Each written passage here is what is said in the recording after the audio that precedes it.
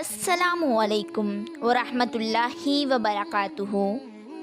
آج ہم بات کرتے ہیں کہ زکوٰۃ کن کن لوگوں کو دینا جائز ہے۔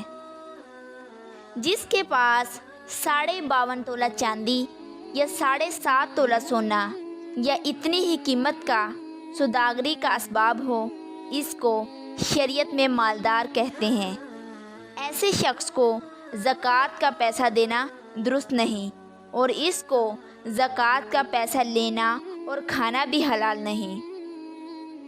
اسی طرح جس کے پاس اتنی ہی قیمت کا کوئی مال ہو جو سوداگری کا اسباب تو نہیں لیکن ضرورت سے زائد ہے، وہ بھی مالدار ہے۔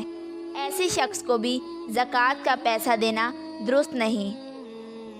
اور جس کے پاس اتنا مال نہیں بلکہ تھوڑا مال ہے یا کچھ بھی نہیں، یعنی ایک دن کے گزارے کے موافق بھی نہیں، اس کو غریب کہتے ہیں۔ ایسے لوگوں کو زکوٰۃ کا پیسہ دینا درست ہے اور ان لوگوں کو لینا بھی درست ہے۔ زکوٰۃ کا پیسہ کسی کافر کو دینا درست نہیں بلکہ مسلمان ہی کو دے۔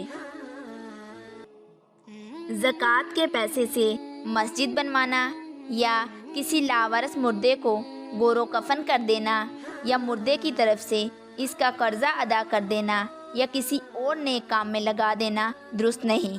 جب تک کسی مستحق کو دے دیا نہ جائے، زکوٰۃ ادا نہ ہوگی۔ اپنی زکوٰۃ کا پیسہ اپنے ماں باپ، دادا دادی، نانا نانی، پردادا پردادی وغیرہ جن لوگوں سے یہ پیدا ہوئی ہے، ان کو دینا درست نہیں۔ اسی طرح اپنی اولاد اور پوتے نواسے وغیرہ جو لوگ اس کی اولاد میں داخل ہیں، ان کو بھی دینا درست نہیں۔ ایسے ہی بیوی اپنے میاں کو اور میاں اپنی بیوی کو زکوٰۃ نہیں دے سکتے۔ ان رشتہ داروں کے سوا سب کو زکوٰۃ دینا درست ہے۔